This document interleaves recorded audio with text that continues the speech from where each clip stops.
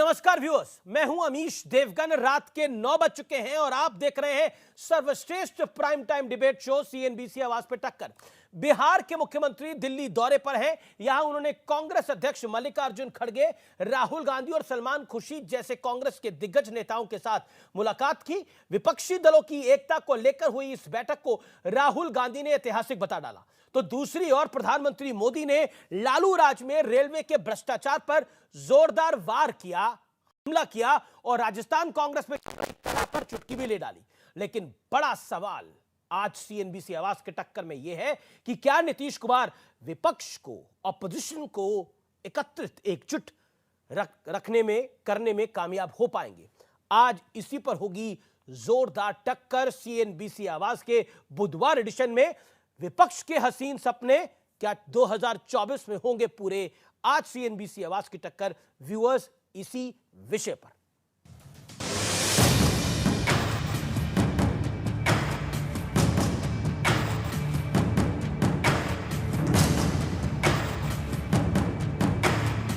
लाल किले वाले बैकग्राउंड पर इफ्तारी के बाद नीतीश कुमार मिशन 2024 के लिए दिल्ली पहुंचे और विपक्ष का कुनबा जोड़ने के सिलसिले में पहले लालू यादव और फिर कांग्रेस अध्यक्ष खड़गे से मिले और एक होकर आगे जो चुनाव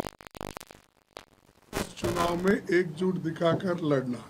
तो ये हमारा निर्णय हुआ है और हम सभी मिलके उसी रास्ते पे काम करेंगे कि अधिक से अधिक पार्टियों को पूरे देश में एकजुट करने का प्रयास, बहुत ज्यादा लोग इकट्ठा हो गए। ऑपोजिशन को एक करने में एक बहुत ऐतिहासिक कदम लिया गया है। ऑपोजिशन का जो देश के लिए विजन है उसको हम डेवलप करेंगे। कुछ दल जब एक जगह इकट्ठे होते हैं तो महागठबंधन बनता है। जब नियत में ही खोट हो तो जनता कभी वोट नहीं देती। ये अविश्वासी नेता है दुनिया का, इसलिए चाटुकार लोगों की जो टीम है, ये जो भ्रष्टाचारी, वंशवादी, ये जितने लोग देख रहे हैं, ये विपक्ष की एकता नहीं है, भ्रष्टाचारियों की एकता है। चर्चा है 3 दिन के मिशन दिल्ली के दौरान नीतीश कुमार कई विपक्षी नेताओं से मिलेंगे। कांग्रेस अध्यक्ष खड़गे भी इस मिशन में जुटेंगे और सभी दलों से चर्चा के बाद इस महीने के अंत तक विपक्ष की एक बड़ी बैठक भी होगी। हालांकि दिलचस्प बात यह है कि इधर नीतीश बाबू लालू यादव से मिले, उधर पीएम मोदी ने लालू राज में रेलवे के भ्रष्टाचार की बखिया उधेड़ दी। साथ ही राजस्थान कांग्रेस के घमासान को लेकर अशोक गहलोत पर चुटकी भी ले ली। हालत ये थी कि रेलवे की भर्तियों में राजनीति होती थी, बड़े पैमाने पर भ्रष्टाचार होता था। हालत ये थी कि गरीब लोगों की जमीन छीनकर उन्हें रेलवे में नौकरी का झांसा दिया गया। गहलोत जी का विशेष रूप से मैं आभार व्यक्त करता हूं कि इन दिनों वो राजनीतिक आपाधापी में उनका अनेक संकटों से वो गुजर रहे हैं, उसके बावजूद भी विकास के काम के लिए समय निकाल करके आए। पीएम की चुटकी के बाद पलटवार करते हुए अशोक गहलोत ने कहा, आपका भाषण 2023 और 2024 के चुनाव को देखते हुए था और ये भारतीय जनता पार्टी के चुनावी एजेंडे के तौर पर था। लेकिन आज सबसे बड़ा सवाल है कि मोदी को मिलकर हराने का जो ख्वाब विपक्ष 2019 से देख रहा है, क्या वो 2024 में पूरा हो पाएगा? आज इसी पर होगी देश की सबसे बड़ी बहस, 2024 के फूल और कांटे। और अब वक्त है व्यूअर्स सुप्रसिद्ध विश्लेषण का, जिसको आप बेहद पसंद करते हैं। आइए स्क्रीन पर आता है विपक्ष के फूल और कांटों का विश्लेषण। ममता बनर्जी, नॉर्थ ईस्ट के नतीजों के बाद कांग्रेस और लेफ्ट इनसे नाराज चल रहा है। अब श्रीमान अखिलेश यादव, उत्तर प्रदेश के फॉर्मर सीएम और उत्तर प्रदेश के बड़े नेता, बीजेपी और कांग्रेस को एक जैसा बता चुके हैं अखिलेश यादव। केसीआर, केजरीवाल कांग्रेस से अलग गठबंधन बनाने में जुटे हैं ये दोनों नेता, लेकिन दोनों की पार्टियां शराब घोटाले में फंसी है। यानी इनके एक मंच पे ये इसलिए एक मंच पर हैं क्योंकि शराब घोटाला है और दोनों उसमें लिप्त हैं, जो इन पर आरोप है, इसलिए ये दोनों एक साथ हैं और ये कांग्रेस से अलग है। क्योंकि केजरीवाल पंजाब में कांग्रेस को समेट के आए हैं, दिल्ली में इन्होंने समेटा है, तो कांग्रेस को लगता है कि हमारी जगह तो केजरीवाल खा रहे हैं और केजरीवाल को खुद लगता है कि वो बहुत बड़े नेता है। शरद राव पवार अदानी और जेपीसी के मुद्दे पर कांग्रेस को यह आईना दिखा चुके हैं। इन्होंने जो झटका दिया उसका एक इंपैक्ट पड़ा। कांग्रेस की एक प्रवक्ता ने शरद राव पवार को लालची तक बता दिया। बढ़ता हूं मैं आगे। उद्धव ठाकरे सावरकर के मुद्दे पर जोरदार टकराव हो चुका है और अभी भी जो वायनाड में पोस्टर लगे सावरकर के खिलाफ राहुल गांधी के पक्ष में, उससे भी नाराज है, बेहद नाराज है उद्धव ठाकरे। नीतीश कुमार खुद इनकी विश्वसनीयता पर कई बार सवाल हो चुका है। खबर यह है कि बीजेपी के साथ जब इनका गठबंधन था तो सुबह तक सब कुछ ठीक था, लेकिन शाम आते आते सरकार में बदलाव आ गया और इसीलिए इनकी विश्वसनीयता जो है, जो क्रेडिबिलिटी एज अ लीडर है, उस पर एक बड़ा सवाल खड़ा हो जाता है। ये कभी भी किसी के साथ आ सकते हैं, जा सकते हैं, पलट सकते हैं, इसलिए पॉलिटिकल लोग इन्हें पलटू राम भी कहते हैं। मैं बढ़ता हूं बड़े सवाल के साथ। घर से बाहर तक गिरी कांग्रेस, विपक्ष की धुरी क्या बन पाएगी? क्योंकि कई सारे सवाल हैं, लेकिन कांग्रेस, इसमें कोई दो राय नहीं है, कांग्रेस प्रमुख विपक्षी दल है, लेकिन क्या यह धुरी बन पाएगा, वो प्रमुख सवाल है। मेरे साथ बात करने के लिए आज कई दिग्गज मेहमान हैं। मेरे साथ संजू वर्मा है, भारतीय जनता पार्टी से की प्रवक्ता, राष्ट्रीय प्रवक्ता, उनका अभिनंदन है। मेरे साथ डॉक्टर अजय लोक हैं, जाने माने राजनीतिक विश्लेषक। मेरे साथ सुप्रिया श्रीनेत जी हैं, कांग्रेस पार्टी की प्रवक्ता है और उनकी सोशल मीडिया सेल की चेयरपर्सन भी है। मेरे साथ प्रोफेसर नवल किशोर हैं, प्रवक्ता है राष्ट्रीय जनता दल के, उनका भी अभिनंदन है। आप तमाम लोगों का इस चर्चा अभिनंदन है। मैं शुरुआत संजू वर्मा आपसे करता हूं। मेरा सवाल यही है, 50 सेकंड के अंदर आप ही से मैं जानता हूं, सब लोग साथ आएंगे तो क्या मोदी हार जाएंगे? क्योंकि सब लोग कह रहे हैं कि अब तो एक साथ आना होगा, 24 में मोदी को निपटाना है। तो अमीश जी, हाल ही में कुछ हफ्ते पहले नरेंद्र मोदी जी ने लोकसभा में अपने भाषण के दौरान दुष्यंत कुमार की कुछ पंक्तियां कही थी। मैं वो पंक्तियां दोहराना चाहूंगी क्योंकि उन पंक्तियों के द्वारा विपक्ष की जो आज की हालत है वो पूरी तरह से आपके दर्शकों तक पहुंच जाएगी। दुष्यंत कुमार ने क्या खूब कहा है, तुम्हारे पांव के नीचे जमीन नहीं है, तुम्हारे पांव के नीचे जमीन नहीं है, लेकिन कमाल तो ये है कि तुम्हें यकीन नहीं है। कहने का तात्पर्य ये है कि आप यदि विपक्ष की राजनीति कहूं या कूटनीति कहूं, ना तो उनके पास आइडियोलॉजी है, कोई राजनीतिक विचारधारा नहीं है, सिवाय एंटी मोदी जी के आप मुझे ये बताइए कि क्या कोई कॉमन मिनिमम प्रोग्राम है, क्या कोई पॉलिटिकल एजेंडा है? संजू जी, मैंने पॉलिटिक्स को 20-21 साल में कवर करा है, मैंने 20-21 साल तक कवर किया है। कॉमन मिनिमम प्रोग्राम भी बन जाते हैं। एक सेकंड, आप बहुत मेरे अरमान निकले, लेकिन फिर भी कुछ कम निकले। कांग्रेस का तो ये हाल है कि कोई विपक्षी दल इनके साथ जुड़ना नहीं चाहता। कभी कहते हैं कि पवार यूपीए के संयोजक बनना चाहते हैं, कभी कहते हैं नीतीश कुमार संयोजक बनना चाहते हैं। राहुल गांधी का क्या? राहुल गांधी के नेतृत्व की तो विपक्ष के दलों ने खुद धज्जियां उड़ा दी हैं। नहीं, देखिए, आपने अपनी बात को रखा, मेरा एक सरल सवाल था। आपने बोला कॉमन मिनिमम प्रोग्राम नहीं बन रहा, कुछ नहीं हो रहा, इनका कुछ तय नहीं है। लेकिन मैं आपको क्योंकि मैंने 20-21 साल से मैं पॉलिटिक्स को कवर कर रहा हूं, इकोनॉमी को भी कवर कर रहा हूं, तो एक कॉमन मिनिमम प्रोग्राम भी बन जाता है संजू जी, नेता भी खड़ा हो जाता है, एक बार नंबर आ जाए तो ये पूरी नंबर गेम है, as you we all know. लेकिन आपकी 2 पॉइंट्स महत्वपूर्ण है जिसके ऊपर मैं कांग्रेस पार्टी के वक्ता की राय लूंगा।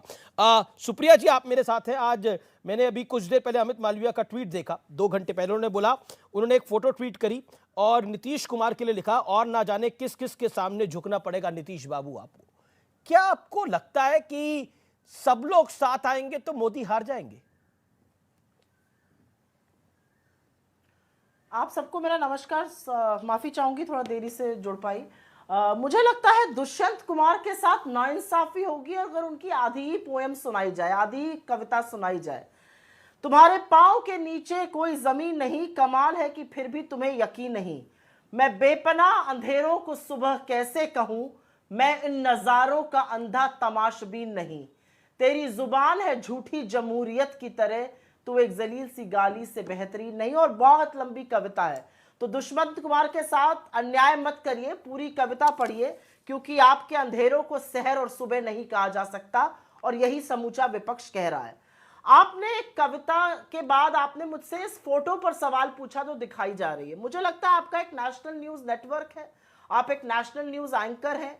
ये ट्रोलगिरी के काम है, ये ट्रोल करते हैं, दो रुपल्ली के ट्रोल नेताओं की फोटो ऐसे ट्वीट कर कर उस पर इस तरह की बातें लिखते हैं। और खासतौर से वो नेता तब जब आप उनके साथ गठबंधन बनाने को बड़े लालायित रहे हो। आपके साथ वो आए तो कृष्ण है, अगर आपके विपरीत चले जाएं तो वो पापी हो जाते हैं। इस तरह की ट्रोल का काम भाजपा का हर सदस्य करता है, तो आईटी सेल का जो न्यूज का फेक न्यूज का सरगना है वो कर रहा है, तो इसमें क्या बात है। मैं इस पर कमेंट भी नहीं करूंगी, ये इनकी क्षुद्रता दिखाता है। आपने कहा सब लोग आ सकते हैं, अभी सदन खत्म हुआ है, बजट सेशन अभी खत्म हुआ है अमीश जी, और डंके की चोट पे कहती हूं 20 पार्टीज इंक्लूडिंग एनसीपी ने, समूचे विपक्ष ने सरकार से सवाल पूछा, और आलम यह था कि 75 साल में पहली बार सत्ता पक्ष उतरकर वेल में सदन नहीं चलने दे रहा है। इतने घबराए, इतने बौखलाए हुए थे ये लोग। ये इनकी असलियत है, चाहे वो अडानी का मामला हो, चाहे वो बेरोजगारी हो, चाहे वो महंगाई हो, कोई भी मुद्दा हो। मोदी जी सदन नहीं चलने दे रहे थे क्योंकि दोस्त अडानी का नाम बार बार आ रहा था, जेपीसी गठित नहीं कर पा रहे थे। समूचा विपक्ष एक साथ खड़ा था और तमाम तस्वीरें उसकी आपके सामने हैं। जी संजू वर्मा जवाब देंगे। जी संजू वर्मा जी, जो अमित मालविया के बारे में टिप्पणी करी सुप्रिया जी ने, वो भी सोशल मीडिया चेयरमैन हेड है और सुप्रिया जी भी है, तो कि एक ट्रोल की तरह वो काम कर रहे हैं, लेकिन विषय कोई ट्रोल है कि नहीं है वो नहीं है। चर्चा मेरी इस विषय पर है कि क्या विपक्ष खड़ा होने का प्रयास कर रहा है, तो ये आपके लिए चिंता की लकीरें हैं? अमीश जी, मैं हमेशा आंकड़ों के साथ बात करती हूं। अभी आप उत्तर प्रदेश का चुनाव देखिए 2022 का, उत्तर प्रदेश में कांग्रेस की धज्जियां उड़ गईं। इनको मात्र 2 सीटें मिली, इनका वोट शेयर था 2.3%, और चुनाव के नतीजे आने से पहले कांग्रेस की यही प्रवक्ता और बड़े बड़े दिग्गज नेता कह रहे थे, लड़की हूं लड़ सकती हूं। ये नारे के साथ तो हम नरेंद्र मोदी की डबल इंजन योगी की सरकार का तहस नहस कर देंगे। क्या हुआ? कांग्रेस को 2 सीटें मिली। फिर इन्होंने कहा मणिपुर में पिछली बार बीजेपी ने हमसे मैंडेट चुराया था, इस बार हम इनको मुंह की दिखाएंगे। मणिपुर में क्या हुआ? बीजेपी को 32 सीटें मिली, कांग्रेस को कितनी सीटें मिली? मुझे तो कहते हुए भी शर्म आती है, इनको सुनते हुए शर्म नहीं आएगी। 5 सीटें मिली। फिर कांग्रेस ने कहा उत्तराखंड में बीजेपी जरूर हारेगी, क्योंकि इन्होंने तो चुनाव के पहले 3-3 मुख्यमंत्री बदल दिए, और वोट शेयर में सिर्फ 7-8% का अंतर था बीजेपी और कांग्रेस के बीच। पर बीजेपी को मिली 47 सीटें, कांग्रेस को कितनी सीटें मिली? कांग्रेस को मिली मात्र 19 सीटें। फिर इनके नसीब हार आई। तो कहने का तात्पर्य यह है कि टीवी डिबेट पर आकर बड़ी बड़ी हांकना और बड़ी बड़ी फेंकना अलग बात है, पर मैं हमेशा कहती हूं कि कांग्रेस उस शुतुरमुर्ग की तरह है जो जमीन में अपना सर धसाकर जो जमीनी सच्चाई है उससे बिल्कुल बेखबर है। और जहां बात ट्रोल की आती है, सुप्रिया श्रीनेत की टाइमलाइन देखिए, सारे नरेंद्र मोदी के जितने मंत्री हैं उनके टाइमलाइन पर जाकर उनको कहती है आप 2 रुपए के ट्रोल हो, आप चवन्नी के ट्रोल हो, आप चरण चुंबक हो। मुझे तो शर्म आती है कि किसी जमाने में ये महिला अपने आप को पत्रकार कहती थी, ना तो ये अच्छा पत्रकारिता कर पाई जब पत्रकार होने का ढोंग रचती थी, ना आज पर्सनल क्यों होना किसी के लिए प्रवक्ता बन पाए।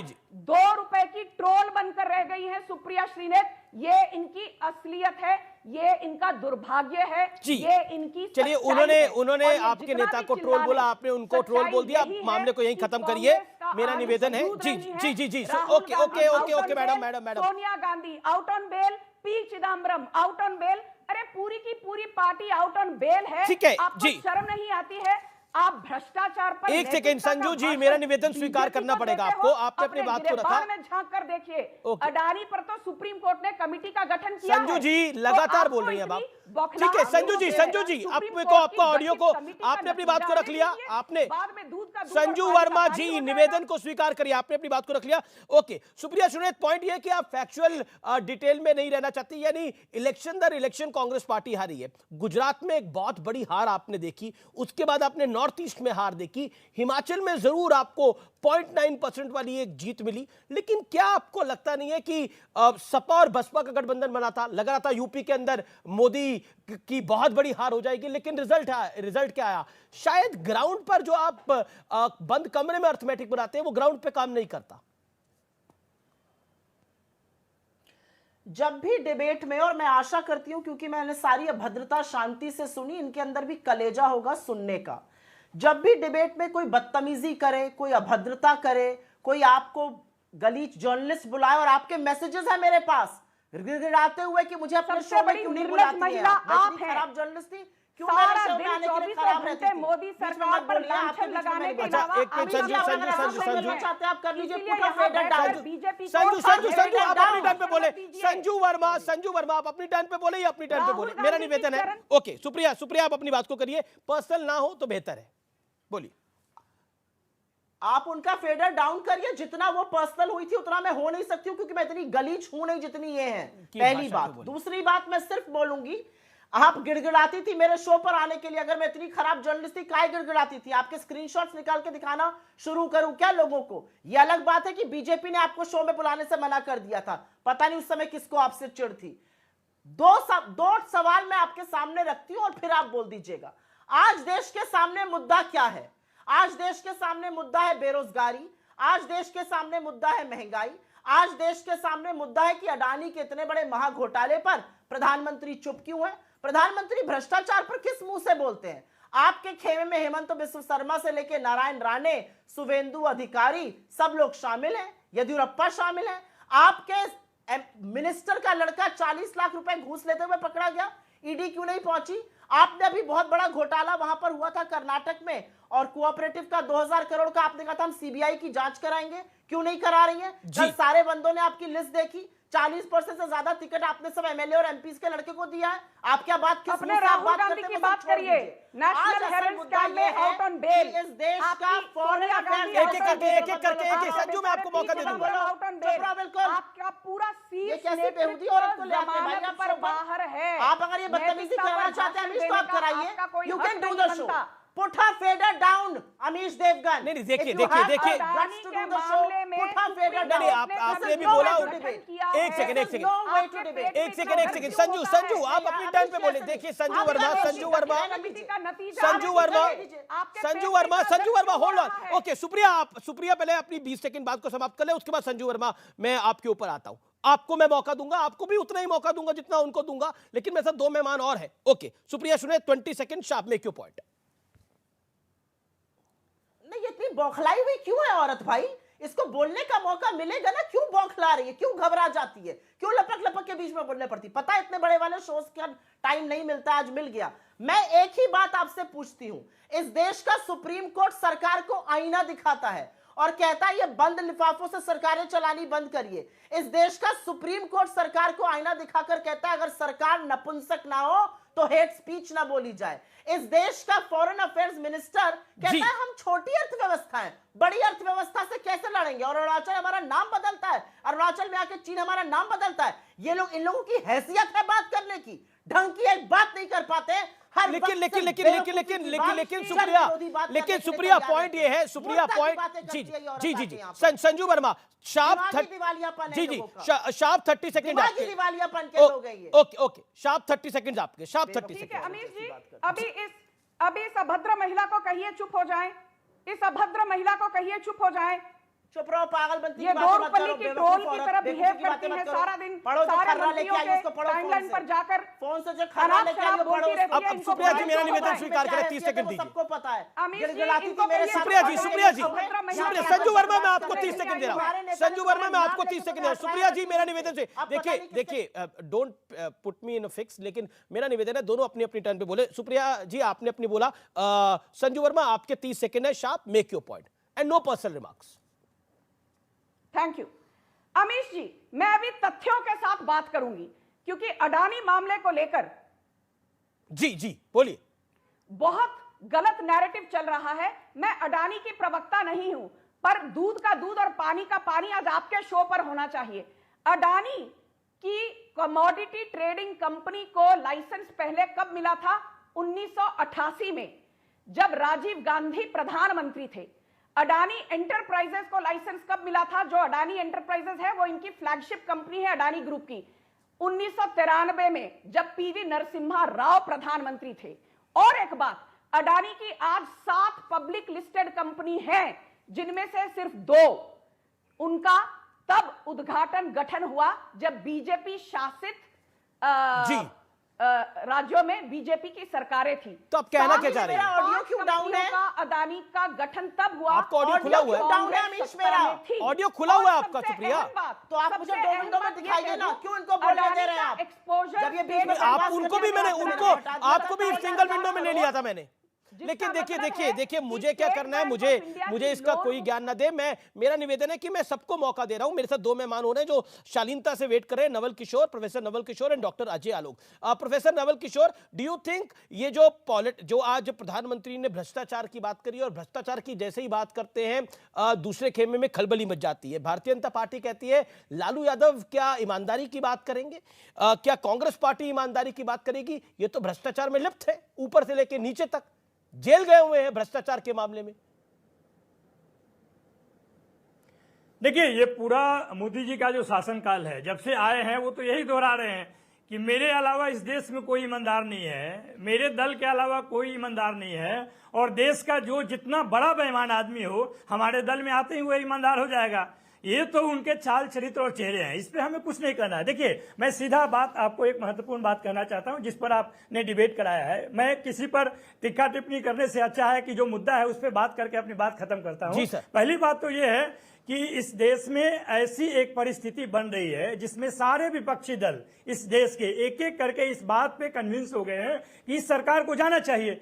उसके 2 कारण हैं। पहला कारण यह है कि दो बार मौका मिला इस सरकार को, और यह सपने देखने की बात करती है। जब भी विपक्षी बात करते हैं कि सरकार बदल देंगे या मोदी जी को हरा देंगे, तो इनके लोग कहना शुरू करते हैं ये लोग सपना देख रहे हैं। देखिए, सपना देखना तो फिर भी ठीक है, लेकिन सपना दिखाना पूरे जनता को, पूरे जन समूह को कि 2 करोड़ नौकरी देंगे, 15 लाख रुपया देंगे, आय दुगनी कर देंगे, ये जितना भी सपना दिखाना, ये तो आपराधिक चरित्र के आदमी है। सपना दिखाकर लोगों को धोखा में रखते हैं। अर्थव्यवस्था हो, बेरोजगारी हो, तमाम तरह का धार्मिक उन्माद हो, सामाजिक उन्माद हो, हर तरह का काम करते हैं, और इनके एक नेता से लेकर कार्यकर्ता तक उसी भाषा में बात करते हैं। लेकिन 2 तरह के गवर्नेंस मॉडल है। एक सेकंड, ओके जी प्रोफेसर साहब, 2 तरह के गवर्नेंस मॉडल है। एक नीतीश बाबू का गवर्नेंस मॉडल है जो हमने देखा, मैं ज्यादा पीछे नहीं जाता, 15 दिन के पीछे की बात कर लेता हूं। हमने रामनवमी पर जुलूस पूरे देश में निकले, हमने गुजरात में भी एक घटना देखी, और घटना के बाद त्वरित कार्रवाई हुई, कोई दंगे नहीं हुए, सब कुछ रुक गया। उसके बाद हमने उत्तर प्रदेश में, जहां पे बहुत सारी अकलियतें रहती हैं लेकिन कोई समस्या नहीं होती हुई देखी। दूसरी तरफ हमने बिहार देखा जहां पर इफ्तारी करी जाए, इफ्तारी के बाद दिल्ली की सवारी कर रहे नीतीश बाबू। तो सवाल खड़ा होगा ना, आप लोगों को क्या ऑफर करेंगे? गठबंधन आप आपस में कर सकते हैं, लेकिन लोगों का गठबंधन का क्या करेंगे? लोगों का गठबंधन अगर मोदी के साथ हो जाएगा तो क्या करिएगा? सवाल है मेरा, इसका जवाब आप दीजिए। 30 सेकेंड। बिल्कुल देखिए, 2 अलग अलग बात है। देखिए, बात कहने का तरीका और करने का तरीका अलग अलग हो सकता है। गुजरात की घटनाएं, उत्तर प्रदेश की घटनाएं या अलग अलग राज्यों की घटनाएं आपके लिए कम महत्वपूर्ण। इस समय की ब्रेकिंग स्टोरी है, लेकिन ये काल चक्र भी है, और काल चक्र क्यों है मैं आपको बताऊंगा, लेकिन पहले खबर बताता हूं। केजरीवाल से मिलने पहुंचे हैं नीतीश कुमार और तेजस्वी यादव। नीतीश के साथ तेजस्वी यादव भी हैं, केजरीवाल के साथ बैठक जारी है, लेकिन जीवन का चक्र देखिए, काल का चक्र देखिए।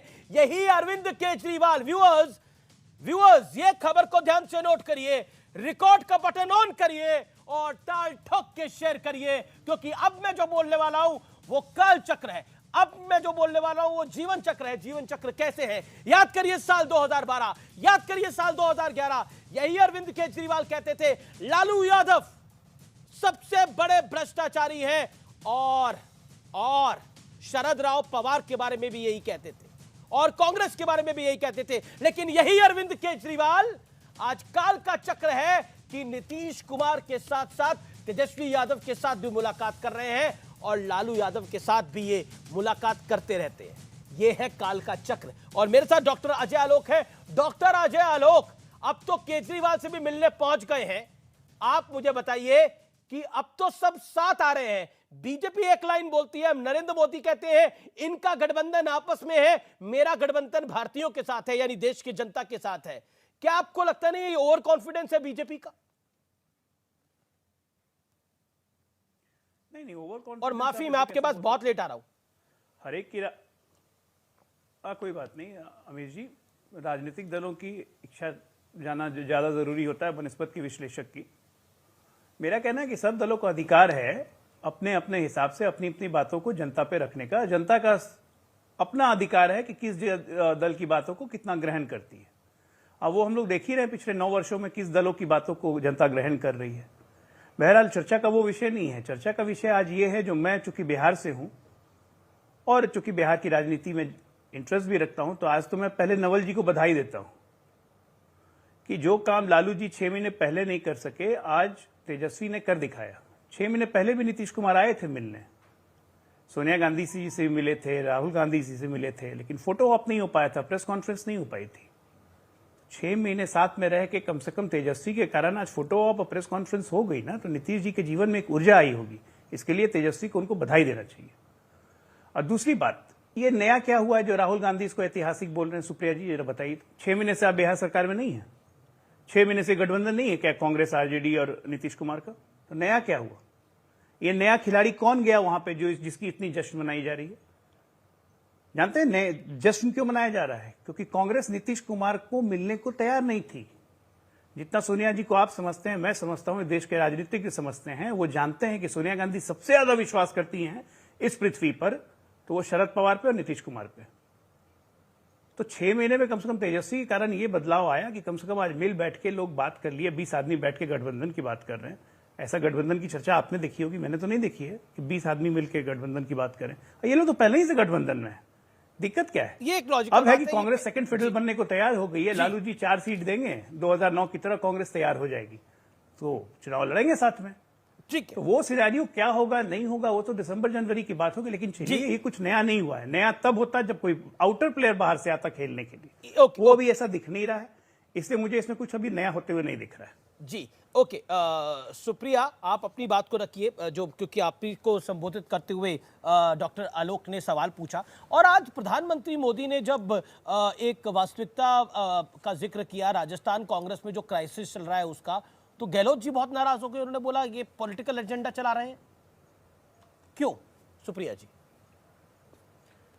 देखिए, ऐसा है, आज मोदी जी की सरकार में एक ऐसा व्यक्ति नहीं है जो हरी झंडी कहीं पर भी दिखा सके। क्या रेलवे मिनिस्टर और क्या कोई और, सब लोग चपरासी हैं। अब कैमरे पर भी हरी झंडी दिखाने का काम मोदी जी ही करते हैं। ये कैमरे पर हरी झंडी दिखा रहे थे वो। तो इस सरकार में किसकी क्या हैसियत है और बोलने वालों की उससे कम हैसियत है, इस पर मैं चर्चा नहीं करूं तो ज्यादा अच्छा रहेगा। ना मेरा मुंह खुलवाइए उस पर। हरी झंडी भी कैमरे पर दिखाने का काम मोदी जी करते हैं। आपको लग रहा है कि मंत्री मतलब वैसे तो हमें चपरासियों का भी सम्मान करना चाहिए, वो भी अपना रोजी रोटी पाते हैं, मेहनत करते हैं, लेकिन आप मंत्रियों को चपरासी कह रही हैं। बिल्कुल, मंत्रियों को चपरासी कह रही हैं।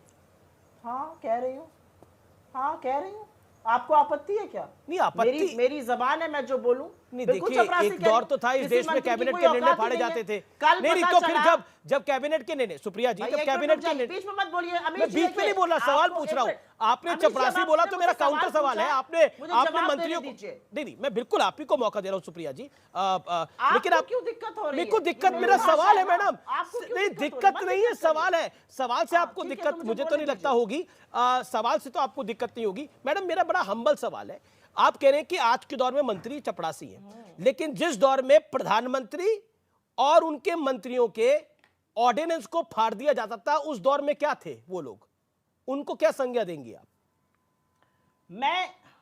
मैं उससे भी ज्यादा ह्यूमिलिटी से आपको 2 और जवाब दे रही हूं। जी आज की तारीख में सरकार के किसी मंत्री की कोई हैसियत और कोई औकात नहीं है। अपना पीएस नहीं नियुक्त कर सकते हैं मंत्री। फाइल पर साइन करना तो बड़ी दूर की बात है। कल मैं टॉप 5 में से एक सीईओ के साथ बैठी थी और उसने कहा वित्त मंत्रालय जाओ, तो वो कहते भैया सामने चले जाओ साउथ ब्लॉक, वहां पे कराओ, हमारे बस की कोई बात नहीं है। ये बातें मैं इधर उधर की बातें नहीं कर रही हूँ, नहीं, स्ट्रेट देखिए- फ्रॉम द हॉर्सेस माउथ। नहीं। और आजकल और मैं और भी एक और बात नहीं, कहती आपको हूँ, पता किसी नहीं आपको सीईओ ने अच्छी क्या लगी बोला या होगा, बुरी मेरी लगी, लेकिन आज जो आप newsroom है ना- आपकी वो जानकारी है अरे जो अमित जी, बात आप ठीक से जानकारी मत दे बोलिए सकते हैं। ना। मेरा सवाल तो बड़ा सरल था ना मैडम, मेरा तो सवाल बहुत सरल था। आपसे मैं तो बहुत इत्मीनान से सवाल बीच में पूछ रहा अगर ना हूँ। बोलते आप आप अभी तो के मैं अपनी मंत्रियों को बात का- चपरासी कह रही है, तो उस दौर में मंत्रियों को और प्रधानमंत्री को क्या बोलेंगे जब ऑर्डिनेंस को फाड़ दिया था और नॉनसेंस कह दिया? नहीं नहीं, मैं अभी आगे, अभी मैडम। मेरी बात अधूरी रह गई, आप जी। बीच में मैं कृपा करके आपसे कह रही हूँ, जितने जी, लय से सबको बोलने देते हैं मुझे भी बोलने दीजिए, बीच में मत जी, बोलिएगा। बोलिए। मैं तो एक और तीखी बात कहने जा रही हूँ। आज की तारीख में ज्यादातर न्यूज रूम पीएमओ का चपरासी व्हाट्सएप के माध्यम से चला रहा है। जी। कौन एडिटर न्यूज रूम चला रहा है आज का? नहीं, पता नहीं कौन से न्यूज रूम की आप बात कर रहे हैं। ना एक सेकंड, ना मैडम रुकना पड़ेगा। अब मुझे रुकना पड़ेगा क्योंकि नहीं एक सेकंड, क्योंकि मुझे नहीं पता आप किस न्यूज रूम की बात कर रहे हैं, किस दौर की आप बात कर रहे हैं। लेकिन एक दौर तो ऐसा था, हमें पता है कि कुछ पत्रकार मंत्री बनाते थे, लेकिन अब आपको पीएमओ में कौन दिख रहा है, कौन नहीं दिख रहा, इसके ऊपर मुझे नहीं लगता आना चाहिए। लेकिन फिर भी क्योंकि आपने ये बात कही है, तो मेरा तो सवाल ये है कि जब मंत्री बनाते थे तो कौन से चपरासी थे वो? जो ऑर्डिनेंस फाड़ा गया, वो प्रधानमंत्री और मंत्री कौन से चपरासी थे? Okay, hold on Sanju Verma ji, hold on 20 second. Supriya ji 20 second दिए आपको। मुझे तो नहीं लगता मैंने किसी की दुखती रग पर हाथ रख दिया, आप व्यथित ना हो। आपने मुझसे एक पॉलिटिकल सवाल पूछा था, पहले उसका पॉलिटिकल जवाब सुन लीजिए। हाँ, तो पॉलिटिकल जवाब दीजिए। जिसको टुकड़े टुकड़े गैंग कहते थे, उसी लेफ्ट के साथ मंत्री बन के शामिल थे। जिस पीडीपी के मैनिफेस्टो में था सेल्फ रूल, उसके साथ गलबैया करके सरकार चलाते थे ये लोग। तो जितनी अवसरवादिता भारतीय जनता पार्टी में राजनीति में दिखाई है, उतनी किसने दिखाई है? आज वो गुपकर गैंग हो गया है।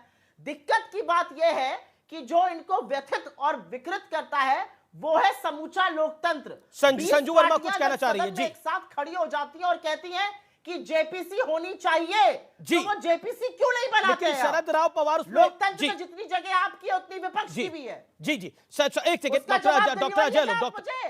कहाँ है जेपीसी? ओके, डॉक्टर अजय लोग रिस्पॉन्ड। आप जबरदस्ती शार्प- व्यथित हुए जा रहे हैं। शार्प- पता नहीं शार्प आपकी रिस्पॉन्ड। कौन सी आज दुश्मनी नीतीश बनी कुमार मिलने आए थे, आज नीतीश कुमार मिलने गए थे सुप्रिया जी। राहुल जी को पूछना चाहिए था जेपीसी पे समर्थन क्यों नहीं किया उन्होंने, क्योंकि उनसे जब पत्रकारों ने पूछा था तो नीतीश जी ने साफ साफ कहा था कि मामला को तो सुप्रीम कोर्ट देख रहा है, आप कोर्ट वाले मामले में हम थोड़ी ना कुछ बोलते हैं। तो शरद पवार के अलावा नीतीश कुमार भी हैं, तो उनसे क्यों नहीं पूछा राहुल गांधी ने कि जेपीसी पे समर्थन नहीं दिया? अमीश जी, ये देश को बरगलाने का और काम मत करिए। व्यर्थ की बात, इस समय आप देश को व्यर्थ की बरगला बात रहे हैं। नीतीश का बयान है, सुप्रीम कोर्ट नीतीश जी की का कमेटी बयान का है। एक terms मिनट, आप of बीच में मत reference। बोलिए, मैं नहीं, आपसे एक बीच में नहीं सेकंड, बोल रहा डॉक्टर था। अजय लोग कमेटी 32 मिनट से terms किसी of के बीच में नहीं reference बोले, आप वो छोड़िए अपनी ना। बात को रख ले 40 सेकंड के लिए, फिर सुप्रिया जी आप बोल लीजिएगा। ओके राहुल गांधी ने पूछ लिया। ओके, जो आज ऐतिहासिक दिन बता रहे थे ना राहुल गांधी, तो राहुल गांधी को पूछना चाहिए था नीतीश जी से आज ही कि आपने जेपीसी पे समर्थन क्यों नहीं किया खुलेआम। उन्होंने कहा था ये मामला तो कोर्ट में, अब कोर्ट के मामले को हम थोड़ी ना देखते हैं, ये बयान है उनका। उस तो राहुल गांधी ने नहीं पूछा, शरद पवार ने बोला तो शरद पवार को आप नहीं पूछेंगे, लेकिन बाकी के लिए जेपीसी है। अडानी मुद्दे पे शरद पवार आपसे हट गए, आप नहीं पूछेंगे। एक सेकंड, सुप्रिया जी, वो 32 मिनट कुछ नहीं बोले, उनको आप 40 सेकंड बात रखने दीजिएगा। फिर चालू हो गई। ओके, मैं ये कह रहा हूं कि बदतमीजी करने से डिबेट में कोई मजबूत नहीं हो जाता है। शुरुआत इन्होंने ट्रोल से की, पहले उनसे बीजेपी प्रवक्ता से उलझी, अब मुझसे उलझ रही हैं क्या ये भाई? ये अपने आप को साबित क्या करना चाहती हैं? जहां तक रही ट्रोल करने की बात, तो कोई यहाँ पे तो पीए के वही ट्रोल करता है, और तो और पीए को भी लोग ट्रोल करने लगते हैं, पीएस को ट्रोल करने लगते हैं। दूसरों के घर में झांकने की जिसकी बीमारी हो उसको आप मना कहां से करेंगे? ये तो मुझे भी ट्रोल करती हैं, तो इनको मैं क्या बोलूं, इनको क्या जवाब दूं? इनसे मैं उलझना नहीं चाहता। ये कांग्रेस की उन प्रवक्ताओं में से हैं कि जब जाके बोलती हैं कांग्रेस के बहुत सारे वोट बढ़ जाते हैं, 1 लाख वोट पर डिबेट बढ़ता है इनके बोलने से। तो ये बोलते रहे, अच्छा है, ऐसे ऐसे बोली निकालेंगी तो बहुत अच्छा बात रहेगा। कुछ कंस्ट्रक्टिव बात कर लें, वो ज्यादा अच्छा रहे। नवल किशोर हाथ खड़ा कर रहे हैं। कोशिश की है, एक अच्छी कोशिश है। प्रोफेसर नवल किशोर अरविंद केजरीवाल से मिलने जा रहे हैं। आपने खुद बोला लालू जी के बारे में क्या बोलते थे, लेकिन पुरानी बातों को लोग तस्वीरें बोल रहे व्यूअर्स, ये तस्वीरें आई नीतीश जी हैं ने तो अरविंद अपना केजरीवाल विद तेजस्वी यादव एंड नीतीश कुमार, राघव चड्डा, संजय सिंह साथ में खड़े हुए हैं। एक second Supriya, professor Naval Kishore 40 second sir, 40 second, then I am coming to you Sanju and Supriya ji I am coming to you. Professor आपके शो में यही प्रॉब्लम रहती है। एक सेकंड मैडम, देखिए आपको मौका अमीश दिया जी, भरपूर। मैं प्रोफेसर साहब। अमीश जी, मुझे लगता है कि आपकी ऐसी मंशा नहीं है कि कोई सकारात्मक बात हो। आपको बहुत अच्छा लग रहा है कि एक दूसरे एंकर भिड़ रहे हैं और आप उस तरह का मंच एक तैयार कर रहे हैं। मुझे सिर्फ इस बात का जवाब दे दीजिए कि अगर कोई दो विपक्षी दल एक दूसरे से मिल रहा है और वह देश के मुद्दे पे मिल रहा है, राजनीति के मुद्दे पे मिल रहा है, तो आप उन बातों को, उन चीजों को उठाकर क्यों लाना चाहते हैं? आपसे उन्होंने पूछा तो उनको मालूम नहीं है कौन किसके विषय में क्या कहा है, वो उनको मालूम नहीं है कि आप याद दिलाकर उनके बीच में लड़ाना चाहते हैं। ये कौन सा पत्रकारिता है सर? नहीं, मैं तो अमीश देवगन जी, कम से कम आप जब डिबेट करते हैं तो कुछ निकालिए ना उससे। आप क्यों लोगों को लड़ाना चाहते हैं? आप भी देख, सुन लीजिए, मुझे बहुत कम मौका दिया, बहुत बहुत धन्यवाद। इसमें बोलने के लिए बहुत कुछ है नहीं, क्योंकि आप चाहते ही हैं कि वही बात बोला जाए जिससे अजय आलोक को परेशानी हो या संजू वर्मा को परेशानी। मैं तो सिर्फ ये बोल रहा हूं कि विपक्षी दल का काम है सरकार से सवाल पूछना, और सरकार से सवाल पूछती रही है पिछले 9 साल में। उसके जवाब में सरकार ने क्या किया है वो ऐतिहासिक है, और यही कारण है कि ऐतिहासिक मीटिंग हो रही है। सरकार क्या कर रही है? अगर उनसे सवाल प्रोफेसर साहब देखिए, मैं सुप्रिया जी लगातार बोल रही थी, मैं कुछ जवाब देना चाहती हूँ, उसके बीच में मैं आपके पास आया। मेरी मंशा है मैं सबसे संवाद करूं, आपसे कम हो पाया, उसके लिए मैं माफी भी मांग लेता हूं आपसे। मुझे संजू जी मैं आपको मौका दूंगा, लेकिन संजू जी होल्ड ऑन, मैं आपको मौका दूंगा, शांत रहिए आप। ओके, लेकिन प्रोफेसर साहब, मेरी मंशा किसी को लड़ने लड़ाने की नहीं है। प्रोफेसर साहब को दिखाइए स्क्रीन पे, मेरी मंशा किसी को लड़ने लड़ाने की नहीं है। आपके रिश्ते बहुत अच्छे हो, आपके संबंध बहुत गहरे बने, मेरी आपको शुभकामनाएं भी हैं, लेकिन खबर बताना तो मेरा काम है। मैं तो सिर्फ काल का चक्र बता रहा था। इतिहास में ऐसा क्या है जिससे परेशानी हो जाती है? क्योंकि यही अरविंद केजरीवाल लालू यादव को क्या कुछ कहते थे, मैं सब कुछ अगर बोलूंगा तो बड़ा लंबा वक्त चला जाएगा, इसीलिए मैंने याद कराया। ये कहते थे मैं कभी मिलूंगा नहीं लालू यादव से, उसके परिवार से कभी मिलूंगा नहीं, लेकिन आज ये काल का चक्र है कि ये मिल रहे हैं, ये उसी शरद राव पवार से भी मिल रहे हैं। पॉइंट ये है मेरा सर। देखिए, अरे अमीश देवगन जी, मैं तो चाहता हूं कि आपके और मेरे भी संबंध ऐसे हो कि कम से कम ढंग से और सकारात्मक बात हो सके, इसीलिए मैं आपके चैनल पे आ रहा हूं। नहीं तो चैनल पे आना मजबूरी तो है नहीं, बिल्कुल, और नहीं मेरी कमजोरी है। जिनकी होगी उनकी हो सकती है। मैं तो सिर्फ आया हूं इसलिए कि कुछ बात ढंग की जाए, और मैं इसलिए बार बार ये कह रहा हूं कि अगर हम लोग मिल रहे हैं तो इससे मोदी जी को परेशानी हो सकती है, भाजपा को परेशानी हो सकती है, उनके सहयोगी संगठन जो उनको समस्या हो सकती है। Sir you made your point, okay. Sanju Verma waiting from long, then Supriya ji I am coming to you, क्योंकि आप ही के पार्टनर है, काफी देर आरजेडी काफी देर से चर्चा में नहीं आई थी, दैट इज व्हाई मुझे लेके आना पड़ा। संजू वर्मा, सॉरी आपके पास में समय लग गया, लेकिन क्या आपको लगता है कि जो की बात सुप्रिया जी ने बोली, उसके बाद प्रोफेसर नवल किशोर ने बोली, योर टेक?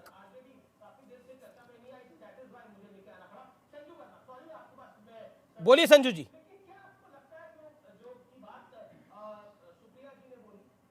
संजू जी बोलिए।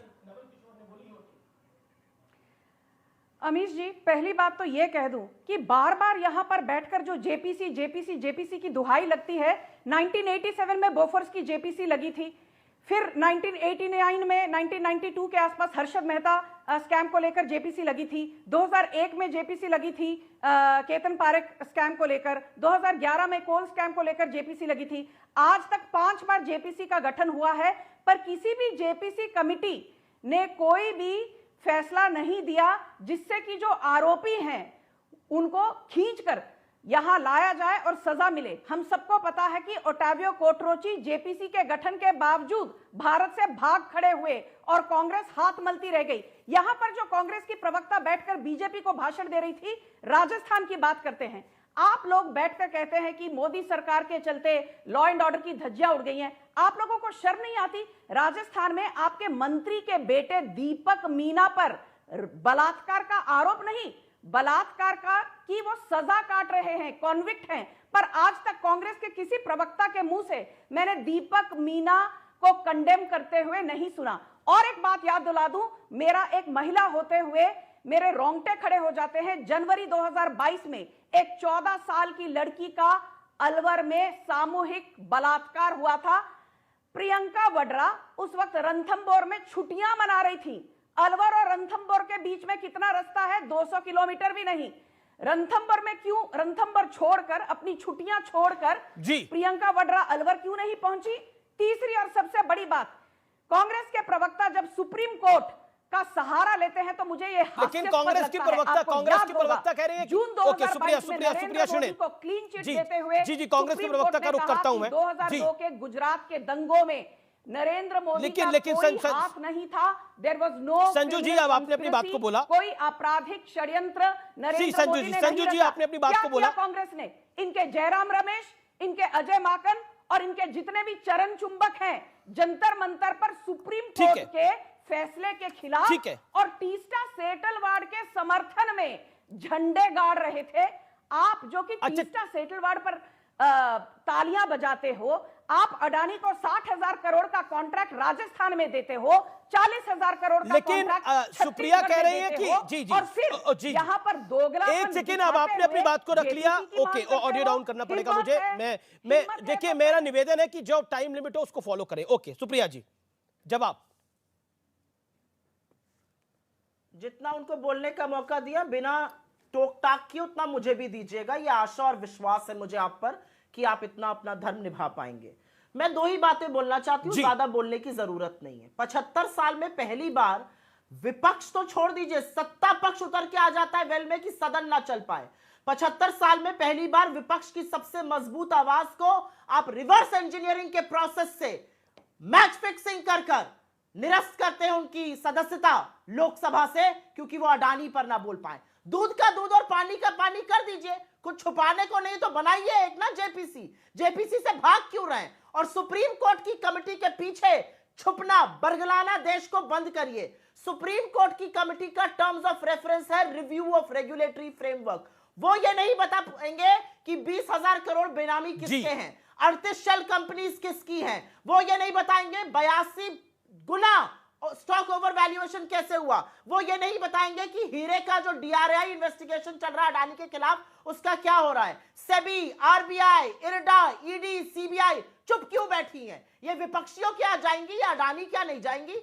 क्योंकि संयम है कोतवाल तो डर काहे का। मोदी जी का वरद हस्त है अडानी पर, सारी सरकार ट्रोल बन जाएगी। सारी सरकार, कभी कभी तो मैं कंफ्यूज हो जाती हूँ कि ये अडानी के प्रवक्ता है या भारतीय जनता पार्टी के प्रवक्ता है। तो अडानी संजू 10 सेकंड और, संजू वर्मा 10 सेकंड और, संजू जी 10 सेकंड और, सुप्रिया को दिखाइए 20 सेकंड के लिए, रुकिए प्लीज। एक सुप्रिया की बात तो ऐसी है कि अमित शाह एनकाउंटर में, हत्या के मामले में और स्नूपिंग पर बेल में थे। क्या? नहीं, एक सेकंड। अमित शाह किस हत्या के मामले में? सोराबुद्दीन ना, इसमें फैक्चुअल बात करनी पड़ेगी सुप्रिया जी। सोराबुद्दीन का एनकाउंटर मैं फॉलो कर रहा था। सोराबुद्दीन एक आतंकवादी के एनकाउंटर में पहली बार था कोई देश का, राज्य का गृह मंत्री जिसको जेल में डाला गया। और अमित शाह ने हमारे इंटरव्यू में बोला कि आप मोदी का नाम लेने के लिए मजबूर करते थे उनको, और कोर्ट ने और सुनिए, और कोर्ट ने बाइज्जत बरी किया और बोला पॉलिटिकली मोटिवेटेड केस था। वक्त एक ब्रेक का हो चला है, ब्रेक के उस पार टक्कर जारी है।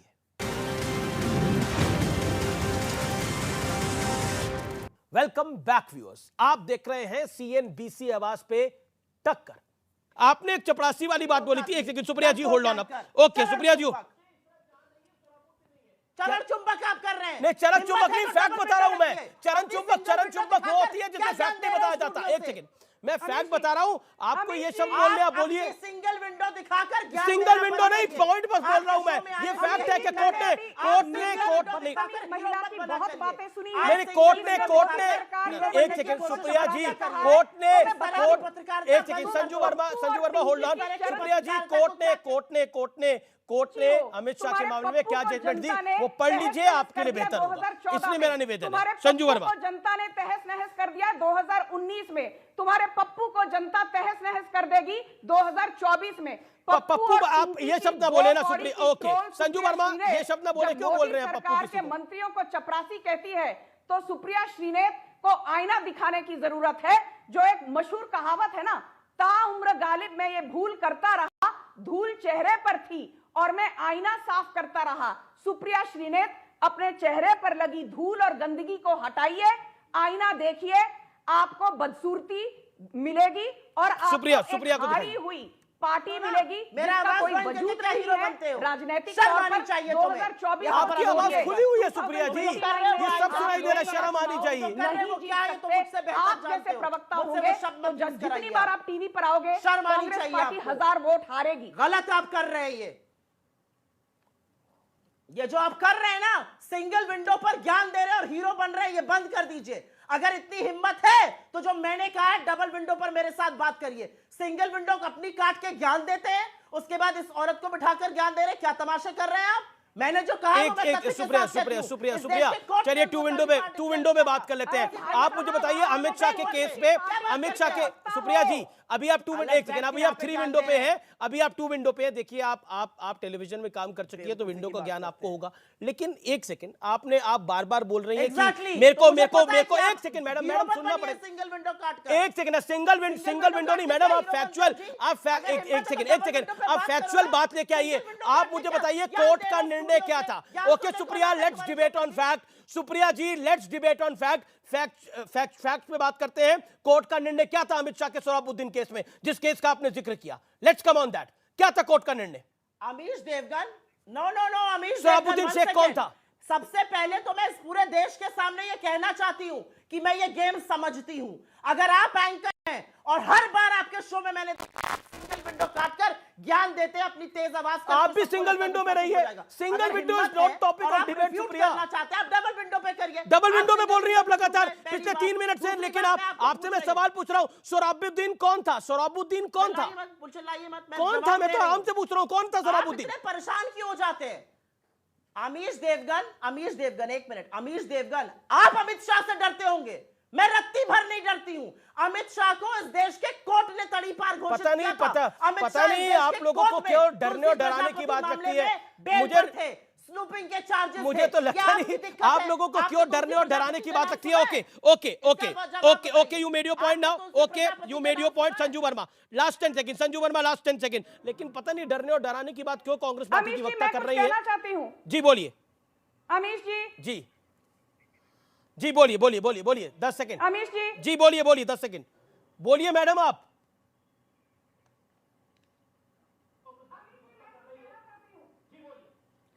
अमीश जी, यहां बैठकर सुप्रिया श्रीनेत ने जिस घटिया अंदाज में भारत के गृह मंत्री अमित शाह के बारे में बयान किया है, मैं उसका कड़े शब्दों में खंडन करते हुए यह बता दूं कि सोहराबुद्दीन की मौत हुई थी 2005 के आसपास और 2016 में सीबीआई कोर्ट के एमबी गोसावी जो जज हैं, उन्होंने अमित शाह को क्लीन चिट दिया। बहुत बहुत शुक्रिया मेरा बहुत शुक्रिया आपका। लेकिन अब वक्त है आज की इंटरेस्टिंग स्टोरी का, और यह खबर इतनी बड़ी है और दिलचस्प है कि हर भारतीय का सीना जो है वो गर्व से 56 इंच का हो जाना तय है।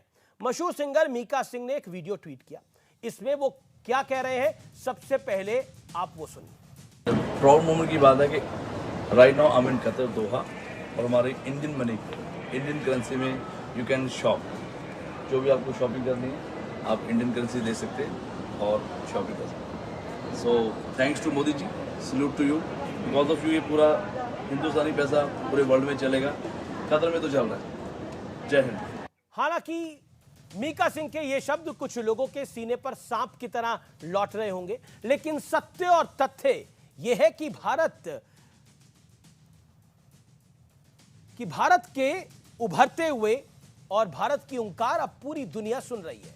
अब बात निकली है तो दूर तक जाएगी, यानी बात सिर्फ कतर तक सीमित नहीं है, बल्कि भारत ने 18 देशों को भारतीय रुपए में लेन देन की इजाजत दे दी है। इसमें Russia, Singapore, Germany, Israel, Malaysia, Britain जैसे दुनिया के बड़े देश शामिल हैं। इतना ही नहीं, दुबई एयरपोर्ट जैसे दुनिया के कई बड़े हवाई अड्डों पर अब आप बिना करेंसी एक्सचेंज किए भारतीय रुपए में खरीदारी कर सकते हैं। भारतीय पासपोर्ट की कद्र भी आज दुनिया में काफी बढ़ गई है। विदेशों में भारतीय नागरिकों को सम्मान के साथ देखा जाता है। हालांकि यूक्रेन की उप विदेश मंत्री दिल्ली आई, उन्होंने कहा कि भारत की वैश्विक साख जो है वो बहुत बढ़ गई है और भारत ही असल मायनों में विश्व गुरु के समान है।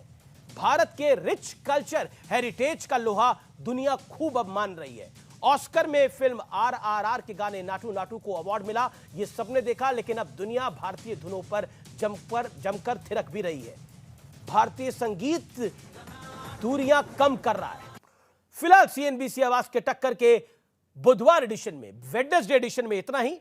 उम्मीद है आज का कार्यक्रम आपको पसंद आया होगा, लेकिन 24 से पहले सपने सब ले सकते हैं और सबको उम्मीद है कि सपने साकार होंगे, लेकिन कौन कितनी मेहनत करता है और जनता किसकी मेहनत स्वीकारती है, अंतिम में निर्णय जनता का होता है। विपक्ष कह रहा है हम सब मिल रहे हैं, लेकिन मोदी कह रहे हैं मेरा गठबंधन तो देश की जनता के साथ है। देखिए जनता यानी आप जनार्दन क्या निर्णय करते हैं। फिलहाल CNBC आवाज के टक्कर के आज के एडिशन में इतना ही। नमस्कार, गुड नाइट।